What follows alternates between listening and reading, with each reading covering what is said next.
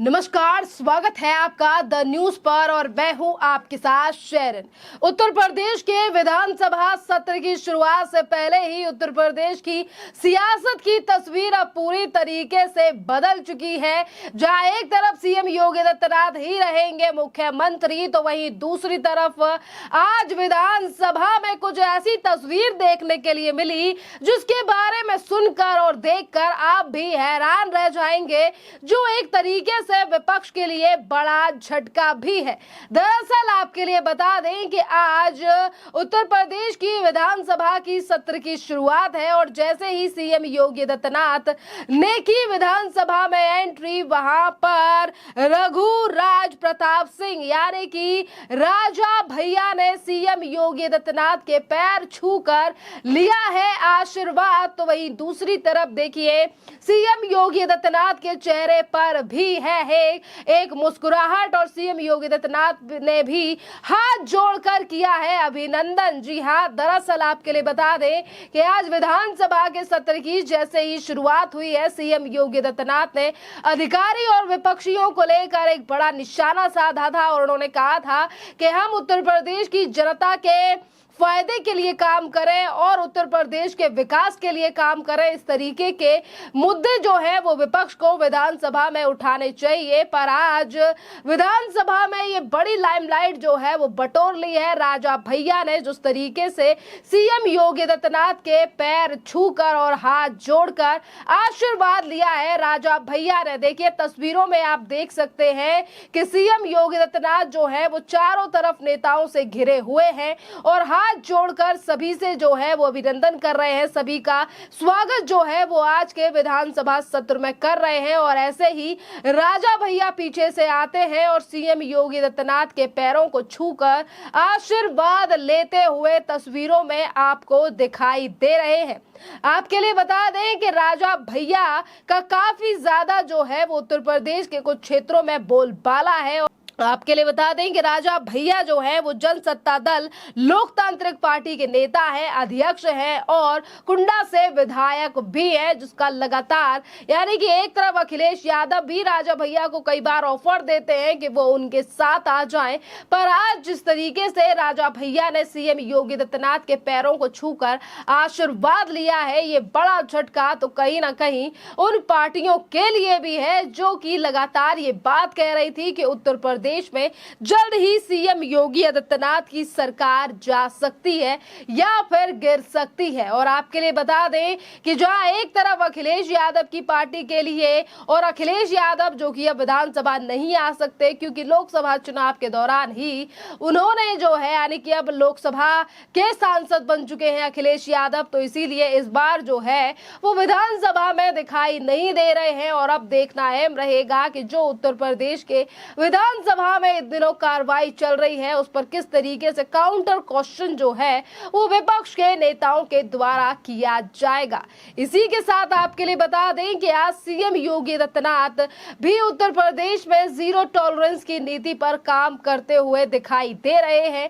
क्योंकि आज सवेरे ही जैसे ही सीएम योगी आदित्यनाथ पहुंचे विधानसभा, एक तरफ तो उन्होंने उत्तर प्रदेश के कामकाज अधिकारियों को लेकर बड़ी बात कही, तो वहीं दूसरी तरफ देखिए सावन का महीना चल रहा है और सावन के महीने में ही शुरुआत हो चुकी है कांवड़ यात्रा की। और इसी कांवड़ यात्रा को लेकर सीएम योगी आदित्यनाथ के प्रशासन और सरकार की तरफ से कई दिशा निर्देश जो हैं वो अधिकारियों को दिए गए हैं, प्रशासन को दिए गए हैं कि कांवड़ियों को किसी भी तरीके की परेशानी ना हो। और इसी में था कुछ दिनों पहले लाया गया वो आदेश जिस पर ये कहा गया था कांवड़ का जो मार्ग है, कांवड़ लेने जाने वाले लोग जिस मार्ग से जा रहे हैं वहां पर लोग जो फल फ्रूट वाले हैं या रेस्टोरेंट वाले हैं वो अपना नाम यानी कि नेम प्लेट लगाएं। पर आज सीएम योगी आदित्यनाथ ने कांवड़ियों को लेकर एक और बड़ी बात कही है। जी हाँ, दरअसल अभी कुछ दिनों पहले हमने सोशल मीडिया पर काफी ऐसी वीडियो देखी जिस पर कांवड़ियों के द्वारा जो है वो कुछ गाड़ियों में तोड़फोड़ की जा रही है या तमाम चीजें इस तरीके की हमने उत्तर प्रदेश के रास्तों में देखी है, जिसको लेकर आज सीएम योगी आदित्यनाथ का बयान भी सामने आया है और सीएम योगी आदित्यनाथ ने कहा है कि आदर्श यानी कि सीधे तौर पर आज सीएम योगी आदित्यनाथ ने कांवड़ियों को लेकर ये बात कही है कि जो लोग भी कांवड़ लेने जा रहे हैं, और इसी के साथ सीएम योगी आदित्यनाथ ने कहा हम भी शिव के भक्त हैं और शिव की भी हमारे ऊपर हमेशा ही कृपा रही है, पर शिव के भक्तों के साथ अनुशासन भी जरूरी है। और ये अपील, और इसी के साथ सीएम योगी आदित्यनाथ ने कहा है कि कांवड़ यात्रा के दौरान कुछ जगहों से मामूली बात पर गुस्सा भड़कने और तोड़फोड़ मारपीट की खबरें सामने आई हैं, और इस पर पीएम योगी आदित्यनाथ ने कहा है कि शांति और अनुशासन में रहकर जो है वो कांवड़िए कांवड़ लेकर आए, क्योंकि इसी तरीके से जो है वो पूजा अर्चना यानी कि श्रद्धा के साथ जो है वो कांवड़ लेकर कांवड़िए आए, और इसी के साथ अपने आप को भी शिव भक्त जो है वो सीएम योगी आदित्यनाथ ने बताया है और कहा है कि अनुशासन जो है वो भी काफी ज्यादा जरूरी है। देवाधिदेव महादेव का पावन मास श्रावण मास प्रारंभ हो चुका है। श्रावण मास की कांवड़ यात्रा जग विख्यात है। पूरे देश के अंदर और ख़ास तौर पर उत्तर भारत में इस दौरान शिव भक्त महादेव के अनुष्ठान में लीन होकर के सभी शिवालयों में जलाभिषेक के साथ अपनी असीम भक्ति का प्रदर्शन करते हैं।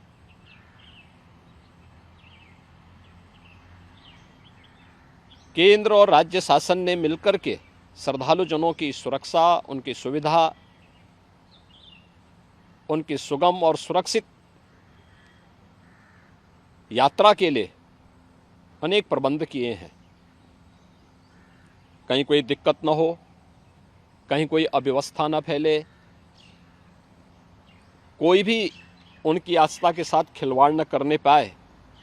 इन सब बातों का ध्यान में रख करके प्रयास प्रारंभ किए गए हैं। लेकिन हमें इस बात जरूर ध्यान में रखना होगा, मैं सभी श्रद्धालु जनों से इस बारे में विनम्र अनुरोध करूंगा। हम लोग भी शिव भक्त हैं, महादेव की असीम कृपा हम लोगों पे बनी रही है और निरंतर हम महादेव से यही प्रार्थना करते हैं कि उनकी कृपा सदैव बनी रहे। कोई भी पर्व और त्यौहार, कोई भी साधना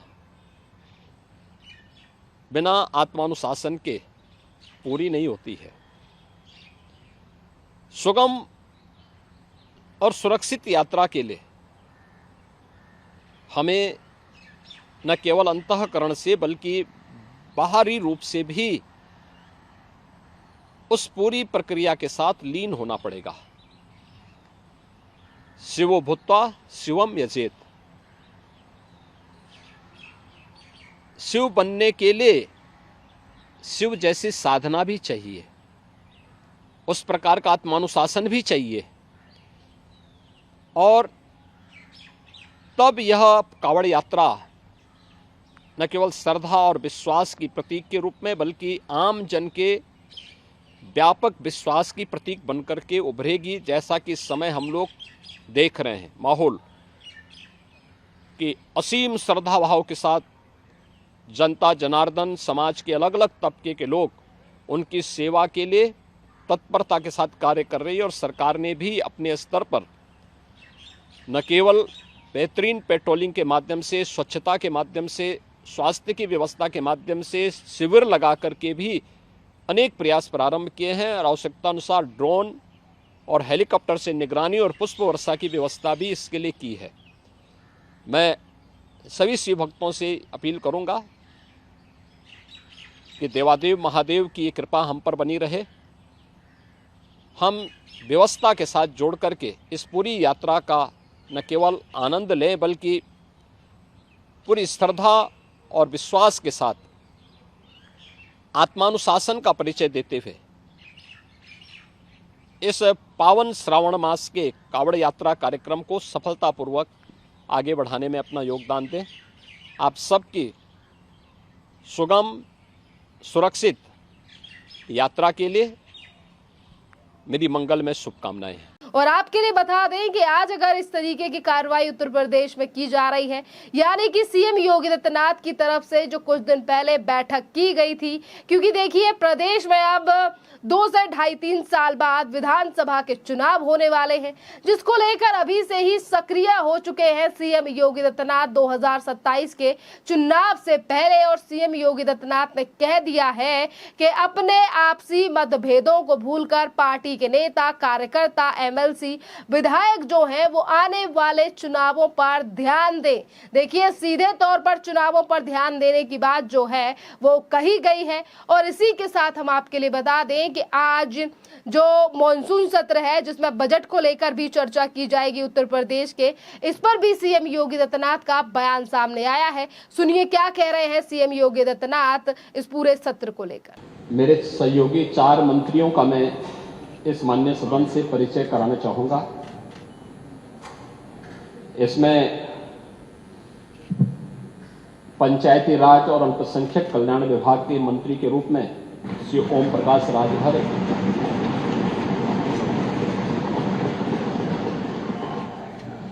प्रदेश सरकार में विज्ञान और प्रौद्योगिकी मंत्री के रूप में श्री अनिल कुमार जी को, प्रदेश सरकार में कारागार मंत्री के रूप में श्री दारा सिंह चौहान जी को और प्रदेश सरकार में कैबिनेट मंत्री के रूप में श्री सुनील शर्मा जी को